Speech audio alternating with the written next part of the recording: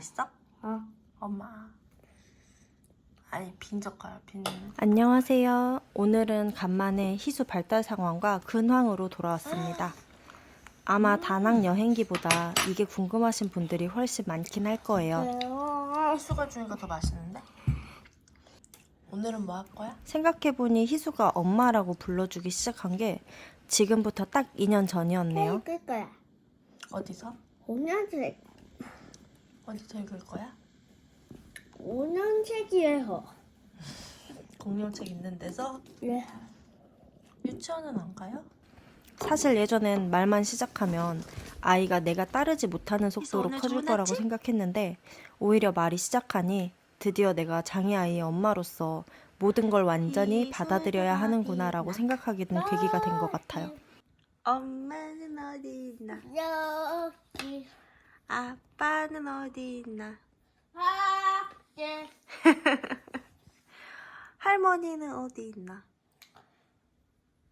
베트남에 할머니 베트남에 두고 오면 어떡해? 같이 왔잖아. 할머니 집에 있지. 할머니 집에 있지. 그럼에도 불구하고 아이의 성장이 멈추지 않는다는 것과 내 인생도 딱히 불행하지 않다는 건 정말 행운이라고 생각해요. 지금은 희수와의 대화가 어색하지 않을 정도로 희수는 말이 늘었는데요. 이건 희수가 유창하게 말을 해서 어색하지 않는 게 아니고요. 물론 문법적으로도 엉망이고 발음도 저만 알아들을 때가 많지만 희수가 대답해주는 상황들이 이제 저한테는 어색하지 않다는 말이에요. 전에는 희수한테 대답을 기대하지 않고 그저 습관처럼 아이에게 말을 거는 정도에 가까웠거든요. 예전에 어떤 분이 저한테 그런 말을 해준 적이 있는데 만약 아이의 발달이 2년 지연이라면 그 2년 지연을 꾸준히 가져가는 것도 아이로선 대단한 발달을 하고 있는 거다라고 말한 적이 있어요. 이 꽃이 예뻐? 엄마가 예뻐? 이거 했어. 아. 우리 아이가 나의 도움을 받아서 걷기 시작한다면 다른 아이들은 이미 혼자 힘으로도 달려나갈 정도의 발달을 할 거라고요. 그때 당시에는 참 아이의 늦음과 장애를 받아들이기도 버거운 상황에서 굉장히 차갑고 냉정하다라고 생각했는데 그때 받은 조언들이 지금은 제 버팀목이 되고 있으니까 아이러니하기도 합니다. 아직도 희수는 저한테 2년 정도 지연인 것 같아요. 그리고 이게 얼마나 대단한 건지 이젠 제가 느끼고 있어요. 여러분들은 5살에 언어를 들어본 적이 있나요? 사실 5살로 봐주는 것도 제가 엄마라서 후한 거다라고 생각이 좀 들 정도로 아이들은 말을 잘 하잖아요. 몸도 아파요. 플래시오사우루스 희수가 그리면 안 돼? 에? 그러면은 뭐 그릴 수 있어, 희수? 엄마가 그릴 수 있어. 희수는 뭐 그릴 수 있어? 그릴 수가 없어. 왜 희수는 그릴 수가 없어? 피스는 기다릴 거야. 플래시오 하우스가 그려주면 돼. 플래시오사우루스 그려줄 때까지 기다릴 거야? 네. 너 엄마는 플래시오사우루스는 못 그리겠는데. 목사사우스부터 그릴래. 모사사우루스부터 그려봐? 네. 희수가 그려봐 그러면.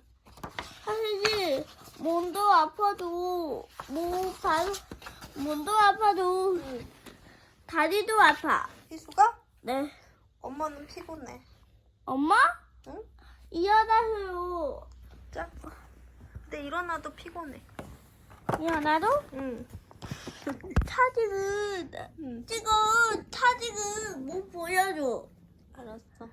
그치만 지금은 저랑 하고 싶은 대화는 거의 하고 있으니까 5살쯤으로 봐줘도 되지 않나라고 생각을 합니다.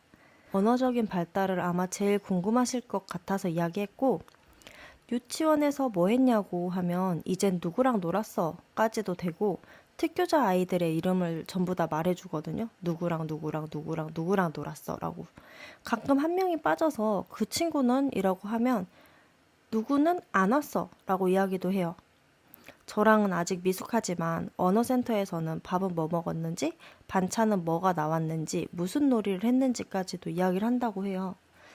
미로찾기 같은 것도 선으로 가다가 자기가 못 찾을 것 같으면 손가락으로 가상의 선을 만들어서 도착까지 할 수 있을 것 같다 하면 다시 긋기도 하고 그 와중에 한글을 읽는 건 더 많이 들었지만 여전히 자기 이름도 잘 못 쓰긴 해요.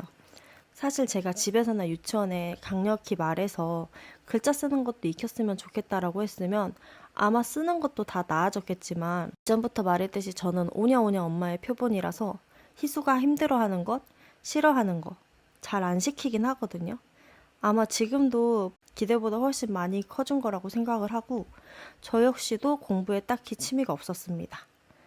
본인 의사 표현하고 눈치껏 예의 범절만 가르쳐서 키우고 싶다라는 마음이 커서 그런지 인지, 소근육, 대근육, 학습 같은 거를 집에서도 어느 정도 잡아줘야 할 건 알지만 일절하지 않고 있어요. 저의 목표는 그냥 행복하게 아이와 살기지 뭐 대단한 엄마는 아니거든요. 그래서 그런지 집에서 아이와 엄마표 학습을 하는 친구들은 정말 대단하다고 생각해요. 엄마도 그렇고 아이도 그렇고요. 싸요. 싸요. 이렇게 봐봐. 희수의 발음은 여전히 엄마만 알아들을 수 있는 게 많고 소근육은 아직 펜도 제대로 쥐기 힘들어하고 가끔은 각성 상태에서 알아듣지 못할 말을 고음으로 지르다가 깔깔거리기도 해요. 그치만 네, 잘 크고 있어요. 올해 목표를 제가 친구에게 먼저 이야기하기로 잡았는데 자기가 필요할 땐 이제 곧잘 말을 걸더라고요. 요즘에 저랑 놀이터를 많이 나가는데 놀이터에서 그네를 제일 좋아해요. 그네에 무조건 사람이 앉아 있거든요, 대부분. 그러면 옆에 가서 친구가 양보할 때까지 기다릴게요 라든지 친구가 아직 내리지 않았어 라든지 이렇게 혼잣말처럼 그 자리에 있는 사람들한테 말을 걸기도 한답니다. 물론 절대 이렇게 말을 걸거나 눈치를 주면 안 된다고 생각은 하지만 제 입장에서는 기특하죠. 일방적인 대화 시도라서 아직 어설프지만 모자란 엄마한테는 그 정도도 정말 완벽한 아들이라고 생각이 들어요. 사과가 나무가지에 흘리고 있어. 사과가 나뭇가지에 찔리고 있어? 네. 사과는 나무에서 나오니까 나뭇가지 당연히 있는 거야. 사과 먹을래. 어떻게 해줄까? 사과. 사과. 어떻게 해줘? 꺾어줘. 깎아줘? 깎아? 주세요. 네. 엄마 다 먹어야겠다. 네? 엄마 다 먹어도 돼요? 희수가 응. 먹어도 돼요? 희수가 먹을 거예요? 네. 깎아줘요? 네. 오늘도 제 이야기 들어주셔서 감사하고요. 희수의 발달에 대해서 이렇게 이야기를 할 수 있게 돼서 정말 다행이라고 생각합니다. 모두에게 좋은 의미로 닿을 수 있는 영상이었으면 좋겠어요. 오늘도 고생 많았고 우리 내일을 위해서 화이팅 합시다. 다들 안녕.